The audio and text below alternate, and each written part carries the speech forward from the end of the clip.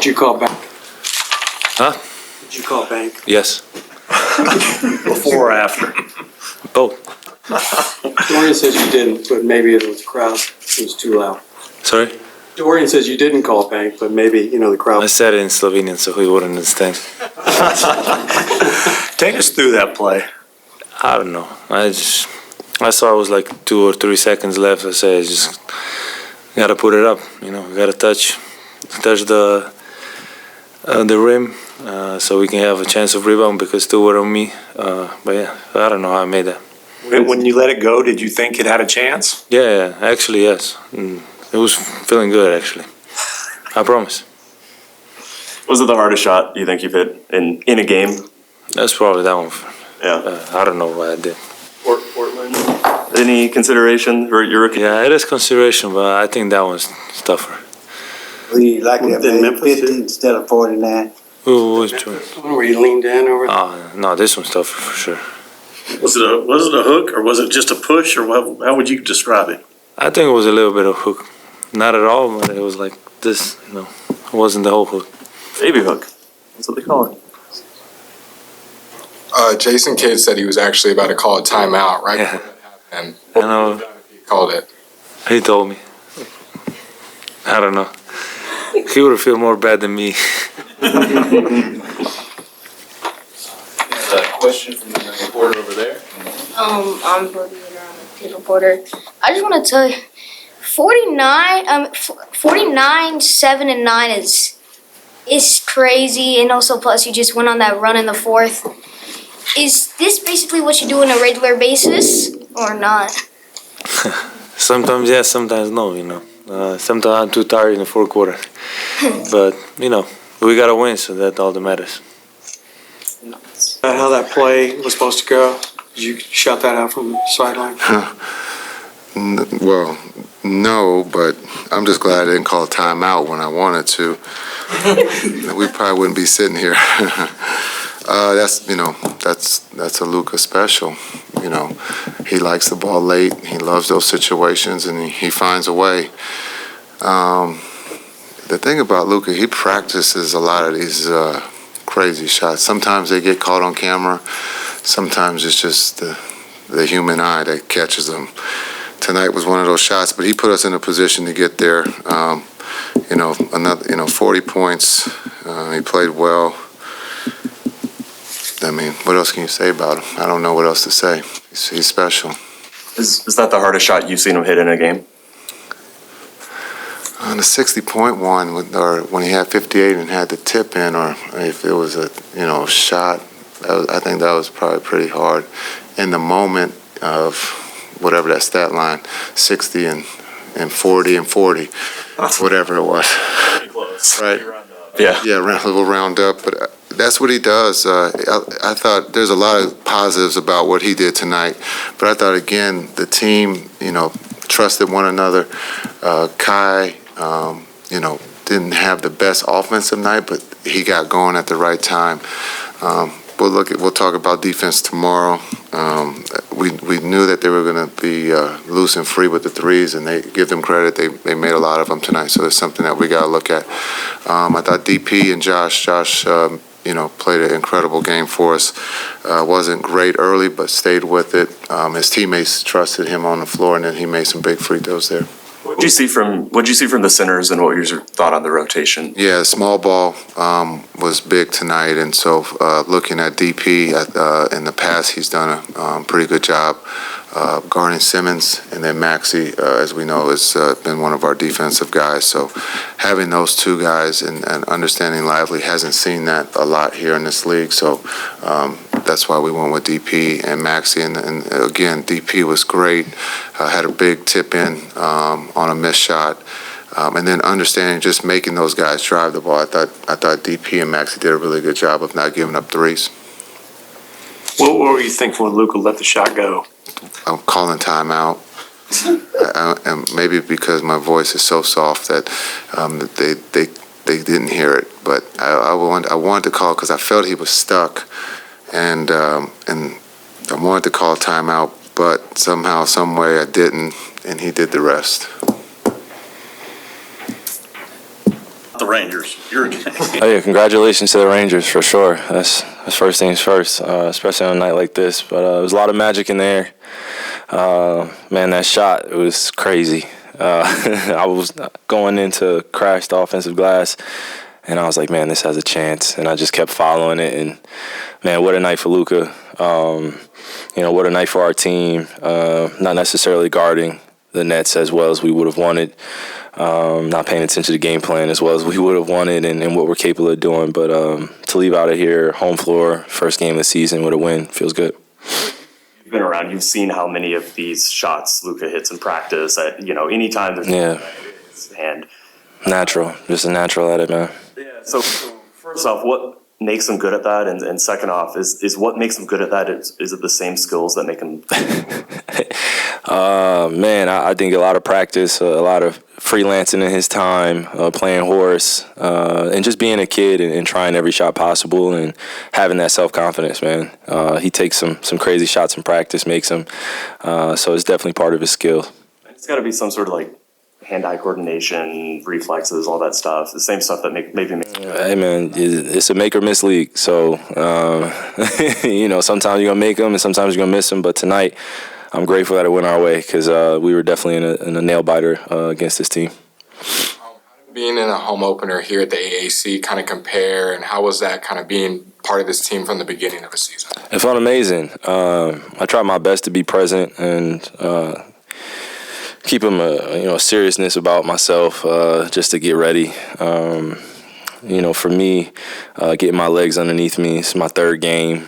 Technically, I wish I had more time in the preseason, just trying to get in better shape and get my balance underneath me. It's just a lot of shots that I'm missing short. And when you're missing short, you just got to continue to go into the weight room, continue to do the work that got you here and continue to trust. And that's what I've been doing. But it's also a little frustration because playing at home or playing against San Antonio Spurs, first two games, you want to play extremely well and set the precedent. But again, it's not just a me game. It's a team sport. My teammates are picking me up, and I think you're going to see a bit of a different role for me this year because of the pieces we have and how well we can give Luka a break when he's not necessarily being the number one scoring threat and just coming in and kind of balancing out everything. So it just felt good to be here, though, for the first game. It was loud. The fans were engaged, and when Luka's having a special night like that, it's amazing to see, and not just as an opponent, just be on his team and just want to continue to feed him that good energy so he brings us home. You talked a lot about pace kind of this offseason, especially going into the season. What did you think about the pace in the first two games, especially tonight?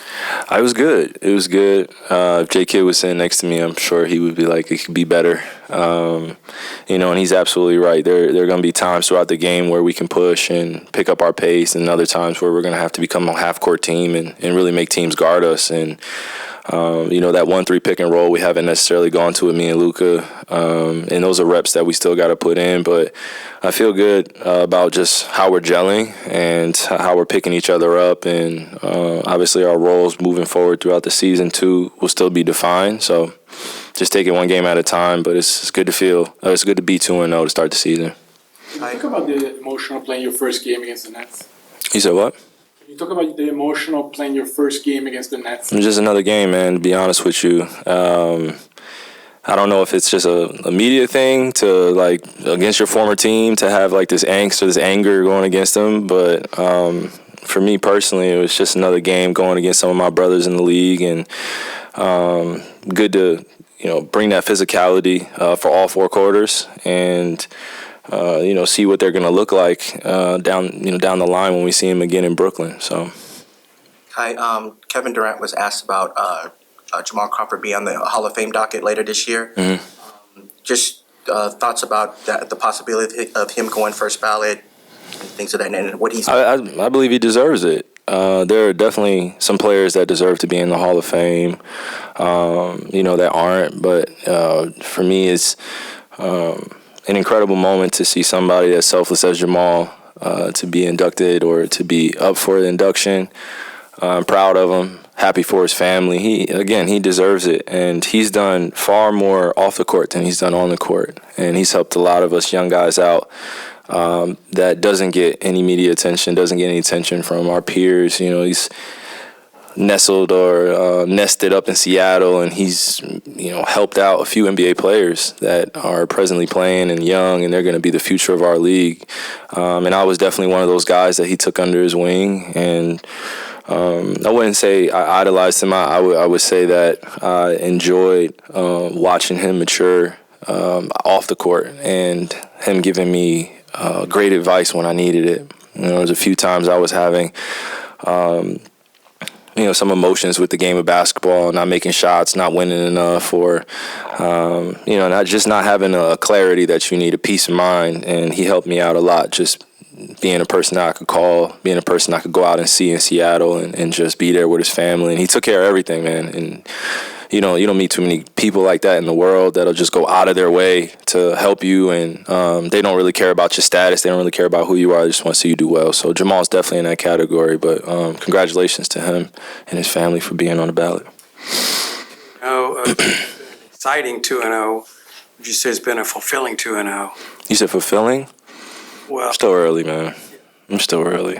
Yeah, it's real early. I feel like there's a lot of room for improvement, or? Yeah, there's always going to be room for improvement, throughout the season. I don't think we'll play a perfect game ever unless everybody makes 100% of everything. We get every rebound and we keep the other team on zero, and, an ideal world, right? But there's always going to be room for improvement, and that's the game of basketball. You just got to accept the flaws, accept the mistakes when they come, and be ready to get better the next day. We got practice tomorrow. Looking forward to it. Shout out to J-Kid. 13-year vet, man. I use that card a little bit in practice, man. 13 years, man. I'm feeling it.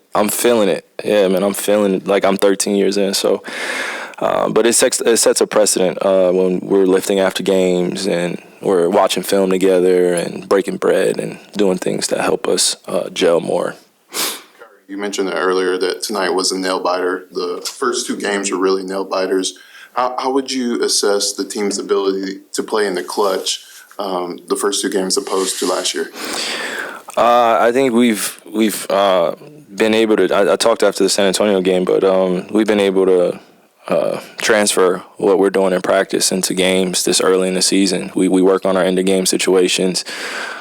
We don't want any, examples where we don't get a shot off, and it's still in the back of my mind clearly. Just when I was first here, and you don't know who's going to take the game-winning shot. You don't know who's going to be that guy that comes up clutch. And I think the beautiful thing about this season is we have started from day one in training camp, and we all respect each other's talents. And when you have selfless guys such as myself and Luka, and we're looking to each other, and we have the guys looking to us, and we're willing to pass the ball to each other and allow each other to be great, I think it sets the precedent for the rest of the team to follow suit. Luka's going to be Luka. I'm going to be me. We want everybody to be themselves.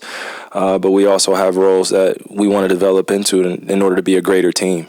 It's a team sport. So as much as a person on the team may take a burden on, we don't want that. We want everybody to be there for each other and, live with the mistakes and live with the success together. Thomas mentioned after the game that he spoke to you afterward. What do you kind of make of his performance to start the year, and what did you tell him?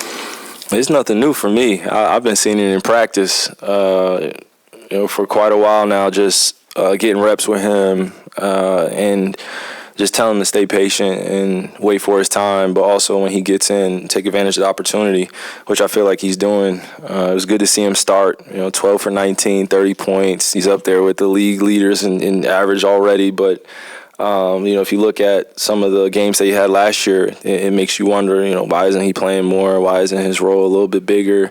But that's for Brooklyn to figure out, and he's still a young player developing, still has to play both sides of the ball, he still has to continue to improve, and in order to be a winning player, you also have to be selfless in your approach, and we have a lot of great scorers, and Cam's a great scorer, and now just once he puts the complete package together, he'll be fine, Gave him a lot of confidence. He already had a lot of confidence coming to the league. Doesn't need much more added on, but he was in the trenches with me, so he understands what it's like to kind of be at the bottom mentally and work your way back up. So for him, just wish him nothing but the best. It's my little brother.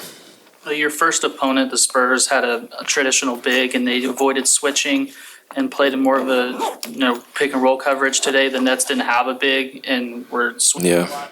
does it help you to see those different styles early in the season as you continue to sort things out as a? Yeah, for sure. And we also needed to see it early in the season because we're going to be playing against teams that are going to be perimeter oriented, going to be putting up a lot of threes, and we got to be able to crash those boards and secure the possession and get back on the offensive end and keep our pace up. I think it's pretty simple. There's some zone in there too, right? Yeah, we threw a little zone, and Lonnie Walker shot us out of the zone. So